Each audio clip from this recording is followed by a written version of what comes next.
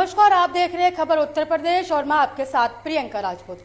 Bulletin की शुरुआत करेंगे इस वक्त की अहम खबर के साथ। आगरा से बड़ी खबर सामने आ रही है। आपको बता दें कि संदिग्ध परिस्थिति में विवाहित युवती की मौत हो गई। एक समुदाय की युवती ने दूसरे समुदाय के युवक से शादी की थी। मौत के बाद दोनों पक्षों के लोग एक दूसरे के सामने आए। घटनास्थल पर पथराव और फायरिंग की खबर भी है। पूरा मामला वर्षा नामक की युवती और फहीम नाम के युवक चिल्लीपाड़ा में 5 साल से किराए पर रह रहे थे। अलग अलग समुदाय के लड़के और लड़की ने 1 साल पहले शादी की थी। झांसी का रहने वाला फहीम 20 साल से आगरा में अलग अलग स्थान पर किराए पर रह रहा था। तो वहीं बढ़ते तनाव को देखते हुए उच्च अधिकारियों ने भारी पुलिस फोर्स मौके पर तैनात कर दी। घटना थाना शाहगंज क्षेत्र के दिल्लीपाड़ा की है और बोला जा रहा है कि पोस्टमार्टम रिपोर्ट आने के बाद ही स्पष्ट होगा कि वर्षा ने आत्महत्या की है या उसकी हत्या हुई है। तो ये होगी, चुप रही बिल्कुल। सर, थाना शाहगंज इलाके में एक विवाहित युवती की मौत के बाद आपस में पथराव, फायरिंग और गोवाल की सूचना है, क्या है एक्चुअल? देखिए, ये एक युवती थी जो जिसने दूसरे समुदाय के लड़के से शादी की थी और वो बीच में यहाँ से चले भी गए थे, अब फिर पुणे यहाँ के रहने लगे थे जैसा कि बताया गया है। और उसने आज जैसा कि बताया गया है, कुंदे से लग के उसकी संदिग्ध परिस्थितियों में मौत हुई है। उसकी बॉडी को उतार लिया गया था और पुलिस सीओ साहब भी यहाँ मौजूद थे और इंस्पेक्टर साहब भी मौजूद थे। तभी कुछ लोगों द्वारा यहाँ पर आकर हंगामा किया गया और जिसके फलस्वरूप कुछ दूसरे पक्ष लोग इकट्ठे हुए। पुलिस तत्काल मौके पर थी, लोगों को हटाया गया और अब मैं भी मौके पर पहुँचा था। तत्काल एसपी सिटी और विभिन्न थानों की फोर्स भी मौके पर पहुँची थी। यहाँ पर पूरी तरह शांति है। जो लोग अपना लिख के देना चाहते हैं उनसे लिख के देने के लिए कहा गया था, तहरीर देने के लिए कहा गया है और जो उसके आधार पर जो कार्रवाई होगी, विधि सम्मत जो भी कार्रवाई होगी, जो लड़की के लटकने से संबंधित है, जो भी पोस्टमार्टम रिपोर्ट में आएगा उसके हिसाब से और जो लोग और लिख के देंगे उसके हिसाब से इसमें कार्रवाई की जाएगी। एक यहाँ जो बीजेपी का युवा मोर्चा का एक नेता है गौरव राजावत, लगातार पब्लिक कह रही है कि अक्सर वो विवादों में रहता है और आज भी उस पर ही सबसे ज्यादा। खबर यूपी के बलिया से है, जहां बलिया के रसड़ा विधानसभा से बीएसपी के विधायक उमाशंकर सिंह ने दावा किया कि 2022 के यूपी विधानसभा चुनावों में बहुजन समाज पार्टी 2022 में सरकार बनाने जा रही है। उत्तर प्रदेश में बहन मायावती जी की सरकार बनने जा रही है और मायावती 5वीं बार मुख्यमंत्री बनने जा रही है। हमारी पार्टी से कोई छोड़कर नहीं जाता। हमारी पार्टी अनुशासित पार्टी है। जो लोग अनुशासनहीनता करते हैं, जो लोग करप्शन में शामिल होते हैं, उनको पार्टी से निकाल दिया जाता है। जिन विधायकों को छोड़कर जाने की बात कर रहे हैं वो लोग विधायक राज्यसभा में एक पूंजीपति से जो समाजवादी पार्टी ने खड़े किए थे, उससे ये लोग डील होकर इन लोगों ने उनके पक्ष में अपना बयान दिया कि हम लोग इनके साथ, इनके वोट में हैं। इस वजह से उनको पार्टी से निकाला गया कि ऐसे लोगों को बहुजन समाज पार्टी में नहीं रखा जाएगा। बहुजन समाज पार्टी में कोई एक आदमी का नाम बताएगा जो खुद गया है। उनकी पार्टी कहाँ तक तैयारी कर रही है? पार्टी 2022 में सरकार बनाने जा रही है। उत्तर प्रदेश में मायावती जी की सरकार बनने जा रही है। मायावती जी 5वीं बार मुख्यमंत्री बनने जा रहे हैं। जी, जिस तरह आपके पार्टी से विधायक जो जिस तरह छोड़ के जा रहे हैं, उनके लिए क्या कहना है? हमारी पार्टी से कोई विधायक छोड़ के नहीं जाता। हमारी पार्टी अनुशासित पार्टी है और जो लोग अनुशासनहीनता करते हैं, जो लोग करप्शन में इन्वॉल्व होते हैं, उनको पार्टी निकालती है। जिन विधायकों को छोड़ के जाने की बात कर रहे हैं वो लोग विधायक राज्यसभा में एक पूंजीपति से जो समाजवादी पार्टी ने खड़ा की थी, उससे ये लोग डील होकर के इन लोगों ने उनके पक्ष में अपना बयान दिया कि हम लोग इनके साथ इनके वोट में हैं। इस वजह से उनको पार्टी में से निकाला गया कि ऐसे लोगों को बहुजन समाज पार्टी में नहीं रखा जाएगा। तो बहुजन समाज पार्टी में कोई एक आदमी का नाम बताइए जो खुद गया हो। यहाँ सारे निकाले गए लोग जाते हैं, निकाले जाते हैं, वो लोग जाके उसको दूसरी पार्टी ले करके अपना महिमा मंडित करती है। जी, तो आपके अनुसार 2022 में कितनी सीटें आपकी पार्टी की आएगी? पूर्ण बहुमत की सरकार बनेगी। वहीं पर सपा भाजपा का कहना है हमारे। चंदौली में एक युवक की हत्या की खबर सामने आई है। बताया जा रहा है कि रोड और डंडे से पीटकर युवक की निर्मम हत्या कर दी गई। सूचना के बाद कई थानों की पुलिस मौके पर पहुंची। ग्रामीणों ने शव को सड़क पर देखकर बवाल मचाया। मामला चंदौली जनपद केली नगर थाना क्षेत्र के सिकटिया गांव का है।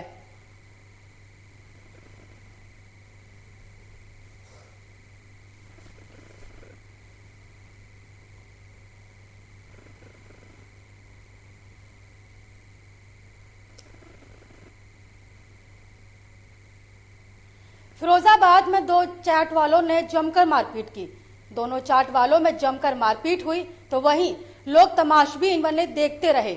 भरे बाजार में मारपीट का वीडियो सोशल मीडिया पर जमकर वायरल हो रहा है। वायरल वीडियो की सूचना मिलने पर पुलिस मौके पर पहुंची और पुलिस ने तीनों युवकों को गिरफ्तार कर लिया है।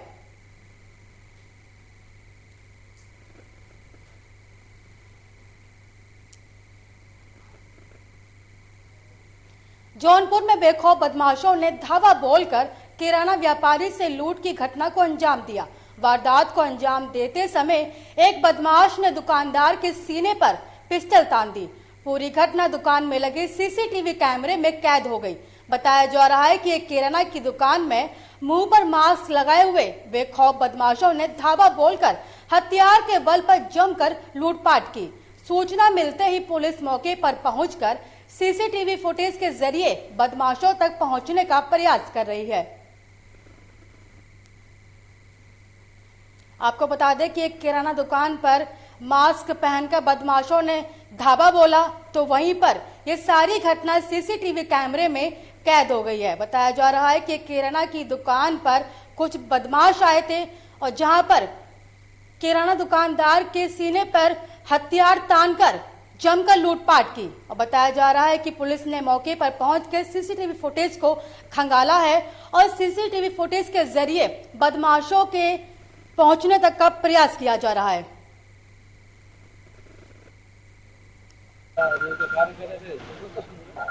रोज की तरह अपना कार्य कर रहे थे। हमारे मित्र हैं जो बैठ के आपस बातचीत कर रहे थे, सामान लेने आए थे तो 3 लोग आए, बंदूक दिखाकर सब लोग अपना गाली दे, पैसा दो तो बंदूक देख के हम सरेंडर हो गए पूरी तरह से।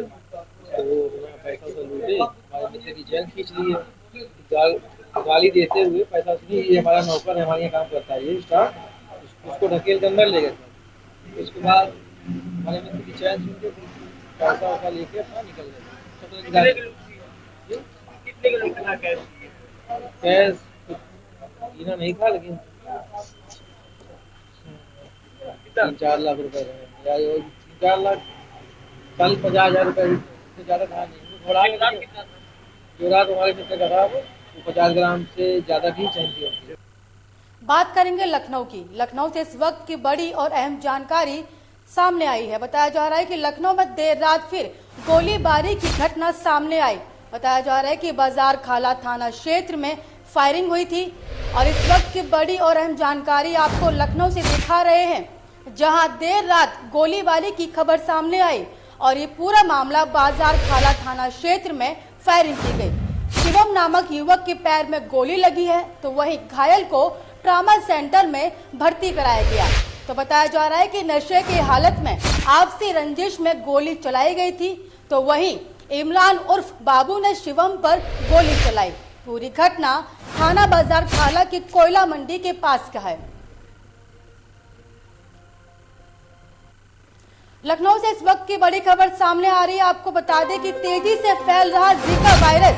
इस वक्त की बड़ी और अहम जानकारी आपको लखनऊ से दिखा रहे हैं, जहां जीका वायरस तेजी से बढ़ता जा रहा है तो वहीं अब तक 3 लोगों में वायरस की पुष्टि हुई है और वहीं पर मरीजों के संपर्क में आने वाले लोगों की कॉन्टैक्ट टेस्टिंग की जाएगी। तो वहीं पर स्वास्थ्य विभाग की टीम ने कॉन्टैक्ट टेस्टिंग की शुरुआत कर दी है। आपको इस वक्त की बड़ी और अहम जानकारी लखनऊ से आपके टेलीविजन स्क्रीन पर दिखा रहे हैं, जहां पर जीका वायरस लगातार बढ़ता जा रहा है। एक तरफ जहां लोगों के अंदर कोरोना वायरस को लेकर डर था तो वहीं जीका वायरस को लेकर भी लोगों में डर देखा जा रहा है। इस खबर पर ज्यादा जानकारी के लिए हमारे साथ संवाददाता रोहित जुड़ चुके हैं। रोहित, ये बताइए कि मौजूदा समय में क्या केस हैं अभी? देखिए, अभी तक कोविड-19 से लोग पीड़ित थे और कोरोना जैसी भीषण महामारी लगातार सबको घेर रखी थी और उससे लोग दहशत में थे। अब राजधानी लखनऊ क्षेत्र में जो है जीका वायरस के जो है 3 मरीजों में पुष्टि हुई है। मरीजों के संपर्क में आने वाले कॉन्टैक्ट टेस्टिंग कराई जाएगी। स्वास्थ्य विभाग लगातार जो है इस मामले पर जो है निगरानी कर रही है कि जीका वायरस आखिर पहले कानपुर में जो है पूरी तरीके से फैला। राजधानी लखनऊ के जो है क्षेत्र में 3 जीका वायरस के जो है मरीज मिले हैं और उनके संपर्क में आने वाले लोगों का भी जो है टेस्टिंग कराई जा रही है। साफ तौर पर देखने वाली बात है, जिस तरह कोविड-19 लगातार बढ़ता रहा, अब उसके बाद डेंगू से लोगों की मौत होती रही, अब जो है जीका वायरस आ गया है। अब प्रदेश में जीका वायरस आने के बाद देखने वाली बात है कि स्वास्थ्य विभाग कितना जो है इस पर निगरानी रखती है और कैसे मरीज जो है ठीक होते हैं। जी रोहित, ये बताइए कि 24 घंटे में जीका वायरस का क्या अपडेट है? अभी आपको बता दें कि हाल में ही कानपुर में जो है कानपुर जिले में जीका वायरस के तमाम मरीज की पुष्टि हुई थी। राजधानी लखनऊ में अभी तक 3 मरीज की पुष्टि हुई है। तीनों मरीज जो है किंग जॉर्ज मेडिकल यूनिवर्सिटी में जो है भर्ती कराए गए हैं। मेडिसिन विभाग के डॉक्टर डी हिमांशु जैन को पूरी तरीके से देख रहे हैं। अभी साफ तौर पर देखने वाली बात है कि उनके कॉन्टेक्ट से आने वाले लोगों में इस वायरस की पुष्टि होती है या नहीं होती है, ये देखने वाली बात होगी। जी रोहित, आपका बहुत बहुत धन्यवाद इस खबर पर तमाम जानकारी देने के लिए। लखनऊ से इस वक्त की बड़ी खबर सामने आ रही है। आपको बता दें कि केजीएमयू के पेपर लीक मामले में 3 डॉक्टर दोषी पाए गए हैं। इस वक्त की बड़ी और अहम जानकारी आपको केजीएमयू के पेपर लीक के मामले में बता रहे हैं आपको, जहां पर 3 डॉक्टर दोषी पाए गए हैं।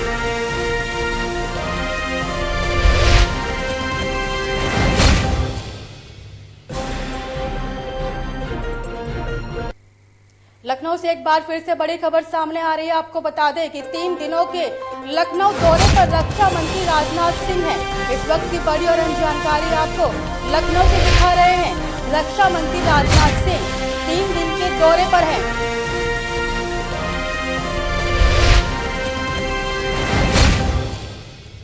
आपको बता दें कि लोकार्पण और शिलान्यास कार्यक्रम में शामिल होंगे और साथ ही पीटीसी इंडस्ट्रीज परिसर में कार्यक्रम का आयोजन किया गया है और लोकार्पण और शिलान्यास कार्यक्रम में शामिल होंगे। बताया जा रहा है कि गोमती नगर भी राजनाथ सिंह पहुंचेंगे और ममता चैरिटेबल ट्रस्ट के कार्यक्रम में शिरकत करेंगे।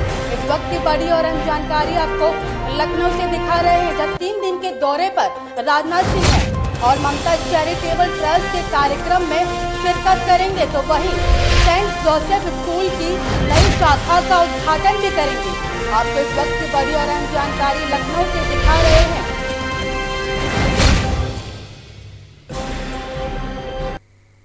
आज असदुद्दीन ओवैसी मेरठ के नौचंदी ग्राउंड में पहुंचकर सभा को संबोधित करने वाले थे, लेकिन क्षेत्रीय थाना पुलिस और प्रशासनिक अधिकारियों ने असदुद्दीन ओवैसी को सभा की परमिशन नहीं दी। पुलिस ने बताया कि नौचंदी ग्राउंड विवादित जगह है, जहां पर असदुद्दीन ओवैसी सभा करना चाहते हैं। इसी के चलते प्रशासन अधिकारियों ने सभा संबोधन के लिए परमिशन नहीं दी। देर रात तक पार्टी के कार्यकर्ताओं की झड़प पुलिस विभाग के अधिकारियों के साथ होती रही। उसके बावजूद भी पुलिस प्रशासन ने कोई मंजूरी नहीं दी। साफ तौर पर पार्टी के कार्यकर्ताओं का कहना है कि अचानक से सारी व्यवस्थाएं होने के बाद पुलिस और प्रशासन ने मंजूरी नहीं दी। ये हमारे साथ नाइंसाफी है और ये 2022 के चुनाव में इसका असर देखने को मिलेगा।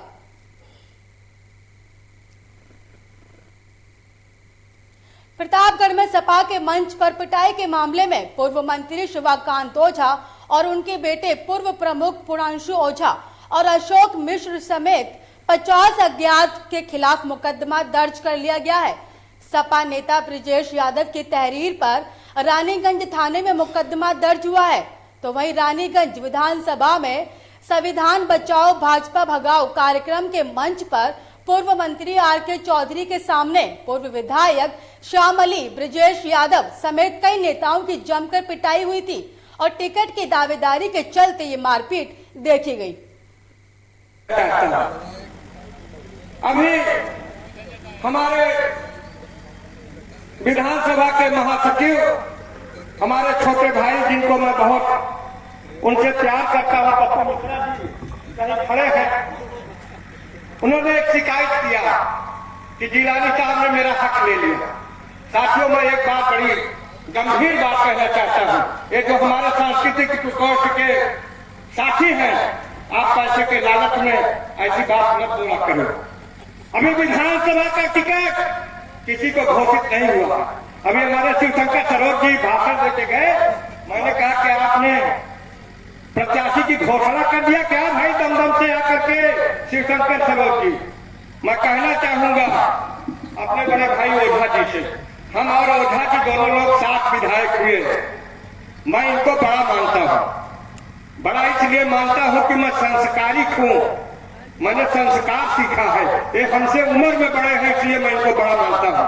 बाकी हमारे साथ के विधायक हैं, हमसे सीनियर।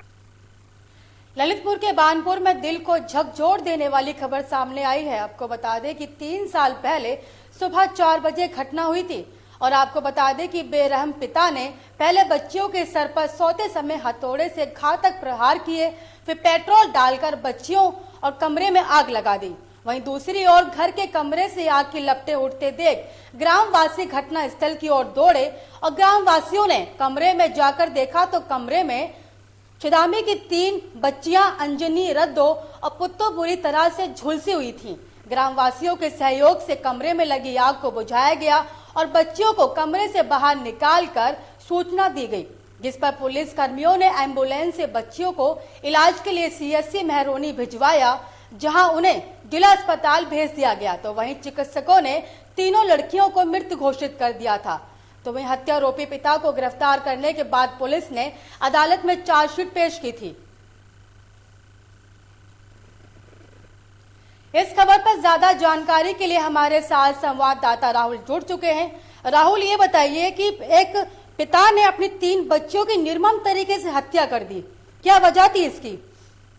शिवानी जी, मैं आपको बता दूं कि पूरा मामला जनपद ललितपुर के थाना बानपुर अंतर्गत ग्राम वीर का है, जहां आज से 3 वर्ष पूर्व दिल को झकझोर कर देने वाली घटना हुई कि एक पिता अपने ही 3 सगी पुत्रियों को पहले तो हथौड़े से उसके सिर पे वार करते हैं और फिर बाद में पूरे कमरे से तीनों बच्चियों को आग के हवाले कर देता है। राहुल, ये बताइए कि परिजनों का क्या कहना है इस पर? परिजनों का से बात हुई तो उन्होंने बताया है कि पिता द्वारा ही तीनों पुत्रियों की हत्या की गई, जिसको लेकर आज न्यायालय ने फांसी की सजा सुनाई। राहुल, आपका बहुत बहुत धन्यवाद तमाम जानकारी के लिए इस खबर पर।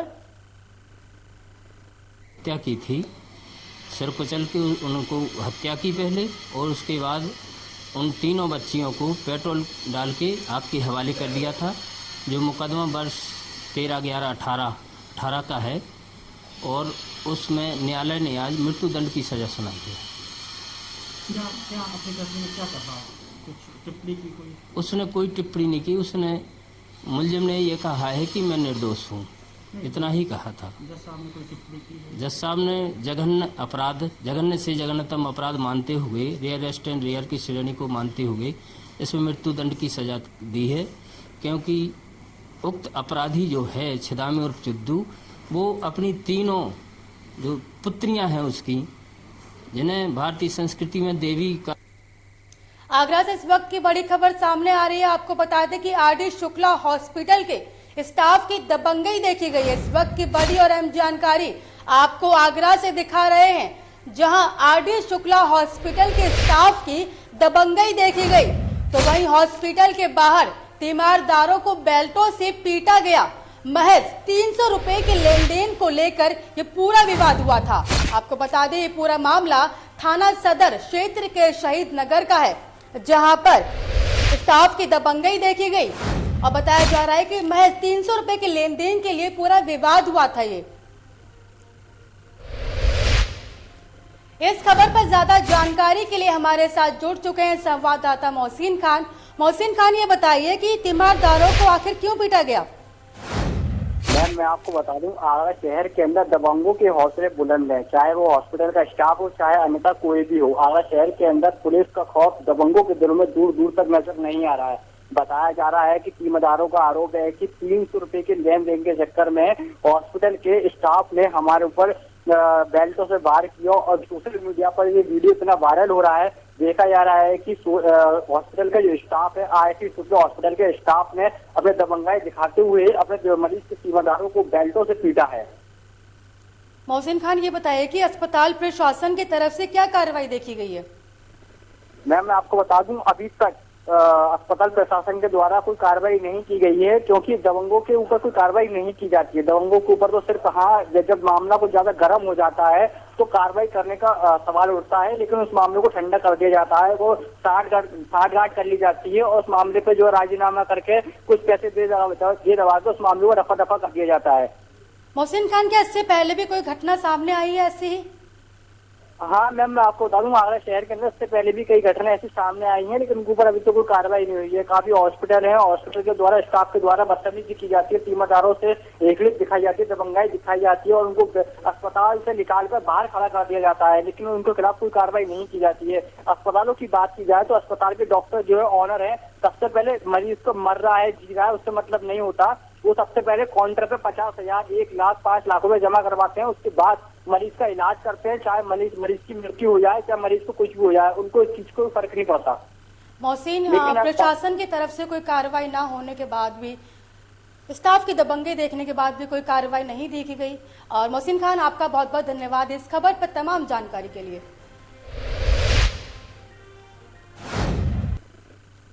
लखनऊ में चित्रकूट गैंगरेप केस में यूपी के पूर्व मंत्री गायत्री प्रजापति को कोर्ट ने आजीवन कारावास की सजा सुनाई है।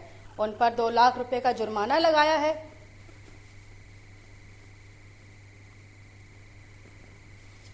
वहीं गायत्री प्रजापति पर सजा के साथ ही 2 लाख रुपए का जुर्माना भी लगाया गया है। साथ ही 64(2) में पढ़ा जाएगा, ये कानून है, ये हमारे जज साहब ने नहीं देखा। और मूल FIR फोटो कापी है, हमको FIR की कापी जो FIR हुआ है वो सुप्रीम कोर्ट में जो दी गई है तहरीर, वो तहरीर नहीं है जज साहब उसको नहीं देखे। सुप्रीम कोर्ट में जो तहरीर है, अगर FIR उस पे होनी चाहिए, यहाँ FIR बदल कर उत्तर प्रदेश की सरकार ने कराया है। अगर ये सरकार, मैं फिर कहना चाहता हूँ हाथ जोड़ करके कि देखा जाए, जो है अदालत देखे। उच्च अदालत से मेरा निवेदन है कि 2 इन्होंने FIR, एक गोमती नगर 1330/16 है, उस 1330/16 में मुझे मुलजिम में नामजद नहीं था। 29/17 में FIR हुई, हमारी बेल हुई, जमानत हुई। 25/4/2017 को मेरी बेल होती है, इसी कोर्ट से होती है, पास्को कोर्ट से। मुझे जो है रोकने 1947 में देश की आजादी को भीख में मिली आजादी बताने वाली फिल्म एक्ट्रेस कंगना रनौत के इस बेतुके बयान को लेकर जहां राजनीतिक गलियारों में घमासान मचा हुआ है, तो वहीं यूपी के लखीमपुर खीरी में भी दीपक पंडित नाम के एक शख्स ने फिल्म अभिनेत्री के इस बयान को देश विरोधी और स्वतंत्रता संग्राम में बलिदान देने वाले असंख्य अमर शहीदों का तिरस्कार करने वाला बयान करार देते हुए जिले की भीरा कोतवाली में कंगना रनौत के खिलाफ तहरीर देकर देशद्रोह सहित अन्य धाराओं में मुकदमा दर्ज करवाने की मांग की है। आपको बता दें कि कंगना रनौत के जरिए एक बयान दिया गया था जिसमें कहा गया था कि 1947 में देश की आजादी को भीख में मिली है, जिसके बाद राजनीतिक गलियारों में हलचल मच गई है। तो वहीं लखीमपुर खीरी में दीपक पंडित नाम के एक शख्स ने अभिनेत्री के इस बयान को देश विरोधी और स्वतंत्रता संग्राम में बलिदान देने वाले असंख्य अमर शहीदों का तिरस्कार करने वाला बयान करार दिया है और साथ ही तहरीर देकर देशद्रोह सहित अन्य धाराओं में मुकदमा दर्ज करवाने की मांग की है। कंगना रनौत ने एक टीवी चैनल पर बयान में उन्होंने कहा कि देश को जो 1947 में आज़ादी मिली वो पूर्णकालिक आज़ादी नहीं थी, वो भीख थी और देश को असली आज़ादी 2014 में मिली। कंगना रनौत के इस बयान से मैं काफ़ी आहत हूँ। मैं भारत गणराज्य का एक नागरिक हूँ और भारत के संविधान में अपनी गहरी आस्था रखता हूँ। कंगना रनौत के इस बयान से देश की स्वतंत्रता संग्राम की लड़ाई में शहीद हुए उन तमाम स्वतंत्रता संग्राम सेनानियों की शहादत का ये अपमान है, उन वीर जवानों की शहादत का अपमान है जिन्होंने अपनी कुर्बानियां हंसते हंसते इस देश को आज़ादी के लिए दी।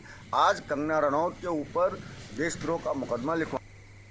सहारनपुर से इस वक्त की बड़ी खबर सामने आ रही है। आपको बता दें कि अंबाला मंडल रेल प्रबंधक को धमकी भरा पत्र मिला है। इस वक्त की बड़ी और अहम जानकारी आपको सहारनपुर से दिखा रहे हैं, जहां अंबाला मंडल रेल प्रबंधन को धमकी भरा पत्र मिला है।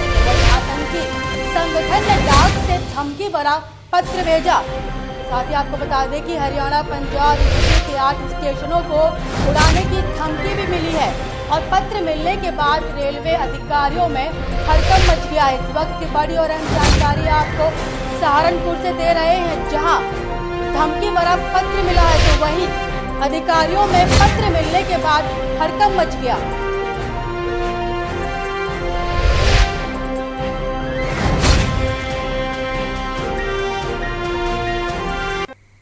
इस वक्त की बड़ी खबर वाराणसी से आ रही है। आपको बता दें कि केंद्रीय गृह मंत्री अमित शाह आज कार्यक्रम वाराणसी, आजमगढ़ और बस्ती में कार्यक्रम अखिल भारतीय राजसभा को सम्मेलन शुभारंभ करेंगे।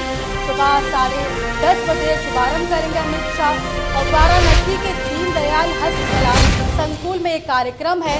आजमगढ़ में विश्वविद्यालय का आज शिलान्यास करेंगे। आपको इस वक्त की बड़ी और अहम जानकारी वाराणसी से दे रहे हैं, जो कि आपकी टेलीविजन स्क्रीन पर दिखा रहे हैं। जनसभा को संबोधित करेंगे और साथ ही आपको बता दें कि विश्वविद्यालय का शिलान्यास करेंगे।